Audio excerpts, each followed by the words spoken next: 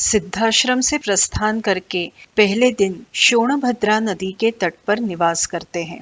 श्री राम के पूछने पर विश्वामित्र उन्हें उस प्रदेश का परिचय देते हैं। पूर्व काल में कुश नाम का एक महातपस्वी राजा था। वो साक्षात ब्रह्मदेव का पुत्र था। विदर्भ राजकुमारी से विवाह करके उसे 4 पुत्रों की प्राप्ति हुई। उनके नाम थे कुशाम्ब, कुशनाभ, असूर्त रजस तथा वसु। कुशाम्ब ने कौशाम्बी, कुशनाभ ने महोदय, असूर्त रजस ने धर्मारण्य तथा वसु ने गिरिव्रज नगरों की स्थापना की। महात्मा वसु की ये गिरिव्रज राजधानी वसुमती नाम से प्रसिद्ध हुई। इस नगरी के चहु ओर 5 श्रेष्ठ पर्वत सुशोभित है। ये रमणीय शोण नदी दक्षिण पश्चिम बहती हुई मगध देश में आती है और सुमागधी नाम से जानी जाती है। राजर्षि कुशनाभ ने घृताची अप्सरा के गर्भ से परमोत्तम 100 कन्याओं को जन्म दिया। एक दिन वो यौवन संपन्न राजकन्याएं बगीचे में क्रीड़ा कर रही थी।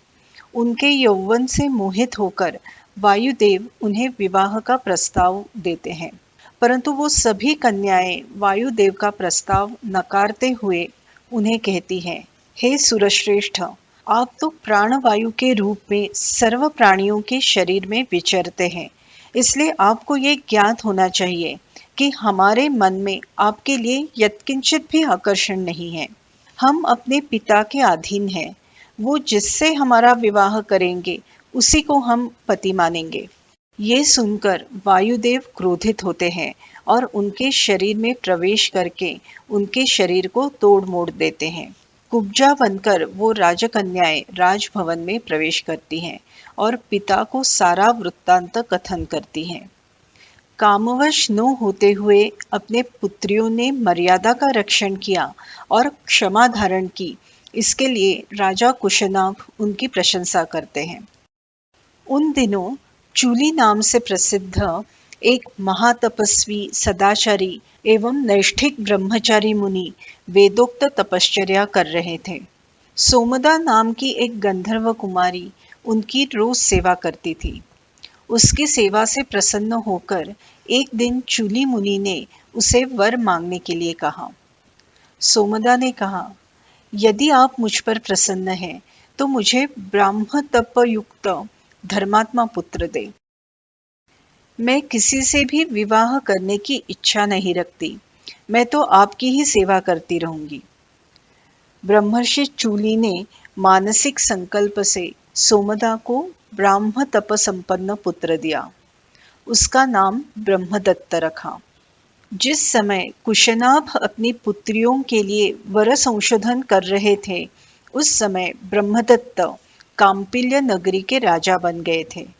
कुशनाभ ने ब्रह्मदत्त से अपने 100 पुत्रियों का विवाह कराया। पाणी ग्रहण करते ही वह कुब्जा दोष रहित हो गई। पुत्रियों का विवाह संपन्न करके पुत्रहीन राजा कुशनाभ ने पुत्रेष्टि यज्ञ का अनुष्ठान किया। इसके फलस्वरूप उसे गाधी नामक परम धर्मात्मा पुत्र की प्राप्ति हुई। विश्वामित्र कहते हैं कि ये गाधी मेरे पिता थे। कुश के कुल में उत्पन्न होने के कारण मैं कौशिक नाम से भी जाना जाता हूँ। सत्यवती नाम की मेरी एक श्रेष्ठ भगिनी थी। वो उत्तम व्रत का पालन करती थी। रुचिक मुनि से उसका विवाह हुआ था। वो पतिव्रता सशरीर स्वर्गलोक गई। वही महानदी कौशिकी के रूप में इस भूतल पर बहती है। हे राम, मेरा अपनी भगिनी पर बड़ा स्नेह था, इसलिए मैं हिमालय समीप कौशिकी के तीर पर ही निवास करता हूँ। दूसरे दिन प्रातःकाल उठकर मुनियों सहित श्री राम लक्ष्मण वनों को पार करते हुए गंगा तट पर पहुँचे। स्नान, संध्या इत्यादि नित्यकर्म करने के उपरांत श्री राम ने विश्वामित्र को त्रिपथगामिनी यानी 3 मार्गों से बहने वाली गंगा नदी की उत्पत्ति तथा वृद्धि के विषय में प्रश्न किया। विश्वामित्र बताने लगे, श्री राम, हिमवान नामक एक पर्वत है जो सर्व पर्वतों का राजा है तथा सर्व प्रकार के धातुओं का खजीना है। मेरू पर्वत की मनोहारिणी पुत्री मेना उसकी पत्नी है। मेना के गर्भ से हिमवान ने 2 अत्यंत सुंदर कन्याओं को जन्म दिया। ज्येष्ठ कन्या का नाम गंगा और कनिष्ठ कन्या का नाम उमा है। कालांतर में सर्व देवताओं ने देव कार्य की सिद्धि के लिए गंगा को हिमालय से प्राप्त कर लिया। गिरिराज की द्वितीय कन्या उमा कठोर व्रतपालन करते हुए घोर तपश्चर्या में मग्न रहती थी। उसका विवाह भगवान रुद्र से संपन्न हुआ। अब गंगा त्रिपथगामिनी कैसे बनी, इसका वृत्तांत सुनो। पहले गंगा आकाश मार्ग से गई, फिर रमणीय देवनदी के रूप में देवलोक में आरूढ़ हुई और फिर जल रूप से प्रवाहित होकर लोगों का पापक्षालन करते हुए रसातल में पहुंच गई। विश्वामित्र विस्तार से वर्णन करते हुए कहते हैं, भगवान शंकर तथा उमा देवी के विवाह के पश्चात उनकी रति क्रीड़ा 100 वर्षों तक चली। इतने दीर्घकाल के पश्चात यदि उमा देवी ने रुद्र के तेज से पुत्र उत्पन्न किया तो वो तेज तीनों लोकों को सहन नहीं होगा। इस भय से देवताओं ने भगवान शंकर को रति क्रीड़ा से मुक्त होने की विनती की। तीनों लोकों के रक्षणार्थ महादेव ने उनकी बात मान ली और देवताओं से पूछा, मेरा क्षुब्ध हुआ तेज कौन धारण करेगा? देवताओं ने उत्तर दिया कि पृथ्वी देवी इसे धारण करेगी। उमा देवी ने पुत्र प्राप्ति में विघ्न लाने के अपराध के लिए देवताओं को श्राप दिया कि वो भी अपनी भार्याओं में संतान उत्पन्न नहीं कर सकेंगे। इधर देवताओं ने महादेव के तेज से अपने लिए सेनापति प्राप्त करने का विचार किया। ब्रह्मदेव की सलाह से देवताओं ने अग्निदेव से कहा कि देव कार्य सिद्ध करने के लिए आप भगवान रुद्र के तेज को गंगा में स्थापित करें। अग्निदेव ने गंगा को गर्भ धारण करने की विनती की और रुद्र तेज को उस पर बिखर दिया, परंतु उस बढ़े हुए तेज को गंगा सहन नहीं कर पाई और उसके दाह से व्यथित हो गई। तब अग्निदेव ने उसे कहा, देवी, इस गर्भ को आप हिमालय पर्वत के पार्श्व भाग में स्थापित करें। गंगा के गर्भ से निकला हुआ वो तेज जाम्बूनद नाम के सुवर्ण के समान कांतिमान दिखाई देने लगा। जिस भूभाग पर वो गर्भ स्थापित हुआ वो भूमि और आसपास की सर्व वस्तुएं सुवर्णमय हो गई। उस तेज की प्रखरता से दूर पर्यंत भूभाग की वस्तुएं तांबे तथा लोह रूप में परिणत हो गई। उस तेजस्वी गर्भ का जो मल था उससे रांगा तथा शीशा बन गया। इंद्रादि देवताओं ने उस तेज से उत्पन्न हुए बालक को दूध पिलाने के लिए 6 कृत्तिकाओं को नियुक्त किया। इसलिए वो बालक कार्तिकेय नाम से प्रसिद्ध हुआ। उसे देवताओं ने अपना सेनापति बनाया और उसने दैत्यों की सेना पर विजय प्राप्त किया। फिर विश्वामित्र गंगा को पृथ्वी तथा रसातल में लाने की कथा सुनाते हैं। पूर्व काल में अयोध्या में सगर नाम से प्रसिद्ध एक राजा राज्य करते थे। उनकी 2 पत्नियां थीं। विदर्भ राजकुमारी केशिनी उनकी ज्येष्ठ भार्या थी तथा अरिष्टनेमी कश्यप की पुत्री और गरुड़ की बहन सुमति उनकी दूसरी भार्या थी। पुत्र प्राप्ति के लिए उन्होंने हिमालय जाकर भृगु प्रस्रवण पर्वत पर अपनी पत्नियों सहित 100 वर्ष तपश्चर्या की। प्रसन्न होकर महर्षि भृगु ने राजा सगर को वर दिया कि उसे एक पत्नी से 60,000 पुत्र प्राप्त होंगे तथा दूसरी पत्नी को एक ही पुत्र होगा जो तुम्हारी वंश परंपरा का विस्तार करेगा।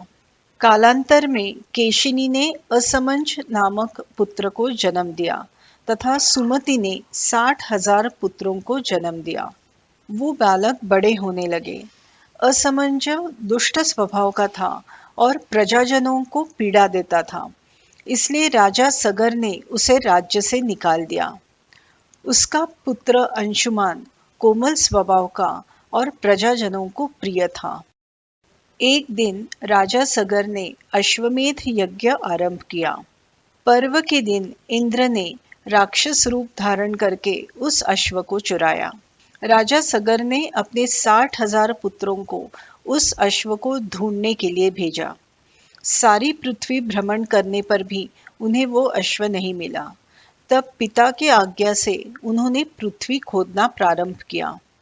सारी पृथ्वी की बहुत गहरी खुदाई करने के पश्चात उन्होंने कपिल मुनि को तपश्चर्या करते हुए देखा और उनके पास ही वो यज्ञ अश्व भी खड़ा था। इसी ने अश्व की चोरी की है, ऐसा सोचकर उन्होंने उद्दंडता से मुनि से बात की।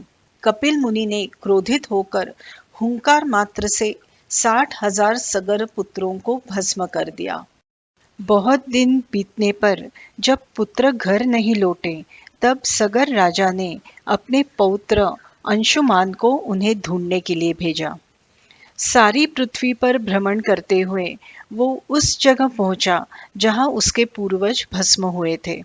उन्हें जलांजलि देने के लिए उसे दूर दूर तक जल दिखाई नहीं दिया। इतने में पक्षीराज गरुड़ वहां आए और उसे सारा वृत्तांत कथन किया। फिर गरुड़ ने कहा, अपने इन पूर्वजों को स्वर्ग भेजने के लिए तुम देवलोक से गंगा को यहाँ तक ले आओ। उसके जल से सींचने पर ही सगर पुत्रों को स्वर्ग प्राप्ति हो सकेगी। अंशुमान वो अश्व लेकर अयोध्या लौट आता है और राजा सगर को सारी घटना कथन करता है। राजा यज्ञ पूरा करके गंगा को कैसे पृथ्वी पर लाया जाए इस पर चिंतन करता है, परंतु कोई उपाय नहीं सूझता। उसकी मृत्यु के पश्चात अंशुमान भी 32,000 वर्ष कठोर तपश्चर्या करते हुए देह त्याग करता है। उसके पुत्र दिलीप ने भी अनेक यज्ञों का अनुष्ठान किया। वे भी अपने पितरों के उद्धार के लिए चिंतित रहते थे। व्याधि से उनकी मृत्यु हो जाने के पश्चात उनके पुत्र भगीरथ ने कुछ काल राज्य किया और फिर मंत्रियों पर राज्य का भार सौंपकर वो गंगा को पृथ्वी पर लाने हेतु गोकर्ण तीर्थ पर घोर तपश्चर्या करने लगे। 1000 वर्ष तप करने के पश्चात ब्रह्मदेव प्रसन्न होकर बोले, गंगा का वेग धारण करने के लिए तुम भगवान शंकर को प्रसन्न करो। 1 वर्ष महादेव की उपासना करने के पश्चात महादेव प्रसन्न होते हैं और गंगा का वेग धारण करने के लिए तैयार हो जाते हैं। गंगा दुस्सह वेग से महादेव के मस्तक पर आकाश मार्ग से बहने लगी। तब उसे ऐसा अहंकार हो गया कि वो अपने वेग से महादेव को ही पाताल लोक में ले जाएगी। उसका अभिप्राय समझकर भगवान शंकर कोपित हुए और उन्होंने गंगा को अपनी जटाओं में ही सीमित कर दिया। बहुत प्रयत्न करने के उपरांत भी वो उनकी जटाओं से बाहर न आ सकी। तब भगीरथ ने महादेव को संतुष्ट करने के लिए पुनः तप किया। महादेव प्रसन्न हुए और उन्होंने गंगा को बिंदु सरोवर में छोड़ दिया। वहां से गंगा नदी की 7 धाराएं हुई। 3 धाराएं पूर्व दिशा की ओर बहने लगी और 3 पश्चिम दिशा की ओर बहने लगी। 7वीं धारा भगीरथ के पीछे बहने लगी। मार्ग में राजा जहनु यज्ञ कर रहे थे। गंगा के प्रवाह से उनका यज्ञ मंडप बह गया। इससे कोपित होकर उन्होंने गंगा का सारा जल पी लिया। जब देव ऋषि गंधर्वों ने उन्हें प्रसन्न किया, तब उन्होंने अपने कान से गंगा को बाहर निकाला। इसीलिए उसका नाम जाह्नवी पड़ा। इस तरह भगीरथ के पीछे बहते हुए वो समुद्र पर्यंत पहुंची और वहां से भगीरथ के पितरों का उद्धार करने के लिए रसातल में पहुंच गई। राजर्षि भगीरथ ने गंगा जल से अपने 60,000 पितरों का तर्पण किया और उन्हें स्वर्गलोक पहुंचाया। ये पुण्य सलीला गंगा तीनों लोकों को पवित्र करती है, इसलिए त्रिपथगा कहलाती है। ये गंगावतरण की कथा धन, यश, आयु, पुत्र तथा स्वर्ग की प्राप्ति कराने वाली है। इस तरह गंगावतरण की कथा सुनते सुनते श्री राम लक्ष्मण की वो रात गंगा तट पर व्यतीत होती है। दूसरे दिन नित्य कर्म करने के उपरांत वे ऋषियों सहित नौका में बैठकर गंगा पार करते हैं और रमणीय विशाला नगरी में प्रवेश करते हैं। श्री राम विश्वामित्र से पूछते हैं कि विशाला नगरी में कौन सा राजवंश राज्य कर रहा है। तब विश्वामित्र इंद्र से जो विशाला नगरी का प्राचीन इतिहास उन्होंने सुना था वो श्री राम को बताने लगते हैं। सत्य युग में दीति के पुत्र दैत्य तथा अदिति के पुत्र देव बड़े शक्तिशाली थे। अमर और निरोगी बनने के लिए देव और दैत्यों ने क्षीर समुद्र का मंथन करके अमृतमय रस प्राप्त करने का निश्चय किया। सर्पराज वासुकी की डोर तथा मंदार पर्वत की मथनी बनाकर क्षीर सागर का मंथन आरंभ किया। 1000 वर्ष मंथन करने के पश्चात डोर बने वासुकी के अनेक मुखों से विष बाहर आने लगा। इससे वहां पर अग्नि समान दाहक और जहरीला हलाहल नामक महाभयंकर विष बाहर निकला। ये विष समस्त जगत को त्रस्त करने लगा। तब सर्वदेव महादेव पशुपति रुद्र को शरण गए। भगवान विष्णु ने भगवान रुद्र को कहा कि आप सर्व देवताओं में अग्रगण्य हैं, इसलिए अग्र पूजा के रूप में समुद्र मंथन से निकली हुई पहली वस्तु ये विष आप ग्रहण करें। तब भगवान शंकर ने उस हलाहल विष को अपने कंठ में धारण किया। देव दैत्य फिर से मंथन करने लगे। तब मथनी बना हुआ मंदार पर्वत पाताल में दब गया। सारे देव गंधर्व श्री विष्णु को शरण गए और मंदार पर्वत को बाहर निकालने की विनती की। तब भगवान मधुसूदन ने कच्छप रूप में प्रकट होकर उस पर्वत को अपने पीठ पर धारण किया। इस तरह 1000 वर्ष बीत जाने पर क्षीर सागर से आयुर्वेद में धर्मात्मा धन्वंतरी प्रकट हुए। उनके एक हाथ में दंड और दूसरे हाथ में कमंडलू था। उसके बाद समुद्र से सुंदर कांतिमान अप्सराएं प्रकट हुई। उन अप्सराओं की संख्या 60,000 थी तथा उनकी परिचारिकाएं असंख्य थी। फिर समुद्र से वरुण की कन्या देवी वारुणी यानी सुरा प्रकट हुई। दैत्यों ने उसका स्वीकार नहीं किया, इसलिए वो असुर कहलाए, लेकिन देवताओं ने उसका स्वीकार किया, इसलिए वो सुर कहलाए। उसके बाद अश्वों में उत्तम उच्चैश्रवा, मणिरत्न कौस्तुभ तथा उत्तम अमृत प्रकट हुआ। उस अमृत को प्राप्त करने के लिए देव और दैत्यों में बड़ा संग्राम हुआ। दोनों कुलों का बड़ा संहार हुआ। फिर महाबली विष्णु ने मोहिनी माया का अवलंबन करके उस अमृत का अपहरण कर लिया। उस संग्राम में अदिति पुत्रों ने दिति के पुत्रों का विशेष संहार किया। दैत्यों का वध करके देवराज इंद्र ने त्रैलोक्य के राज्य की प्राप्ति कर ली। पुत्र वध से दुखी होकर दिति ने इंद्रहंता पुत्र प्राप्त करने के लिए कठोर तपश्चर्या आरंभ कर ली। उस तपश्चर्या काल में इंद्र विनयशील होकर दिति की सर्व प्रकार से सेवा करने लगे। वो दिति की तपश्चर्या के लिए आवश्यक वस्तुएं जैसे कुश, काष्ठ, जल, फल, मूल इत्यादि लाकर देते, उसके पांव दबाते तथा अन्य प्रकार से भी सेवा करते। जब सहस्र वर्ष समाप्त होने के लिए केवल 10 वर्ष बाकी थे, तब दिति इंद्र पर अत्यंत संतुष्ट होकर बोली, मैंने तुम्हारे विनाश करने वाले पुत्र की कामना की है। भविष्य में जब वो तुम्हें जीतने के लिए आएगा, तब मैं उसे शांत करूंगी। तुम्हारे विषय में जो उसका वैरभाव होगा उसे मैं नष्ट करूंगी और तुम दोनों में बंधु स्नेह बढ़ाऊंगी। फिर तुम उसके साथ रहकर उसके त्रिभुवन विजय के सुख में सहभागी होना। इंद्र से ऐसा कहकर दिति मध्याह्न में ही सो जाती है। बैठे बैठे ही दिति की आंख लग जाती है।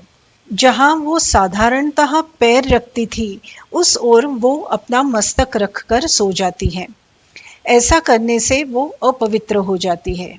ये देखकर इंद्र त्वरित उसके उदर में प्रविष्ट होकर उसके गर्भ के 7 टुकड़े करते हैं। जब इंद्र उस गर्भ के टुकड़े कर रहे थे, तब वो गर्भ जोर जोर से रोने लगता है, जिससे दिति जाग जाती है। दिति इंद्र को कहती है कि मेरे गर्भ को मत मार। माता के वचन का आदर रखते हुए इंद्र बाहर निकलते हैं और दिति से कहते हैं, देवी तुम उल्टा सो गई थी। इस अपवित्रता के दोष के कारण मैंने तुम्हारे इस इंद्रहंता बालक के 7 टुकड़े किए हैं, मुझे क्षमा करो। इस पर दिति कहती है, मेरे अपराध से ही इस गर्भ के 7 टुकड़े हुए हैं, इसमें तुम्हारा कोई दोष नहीं।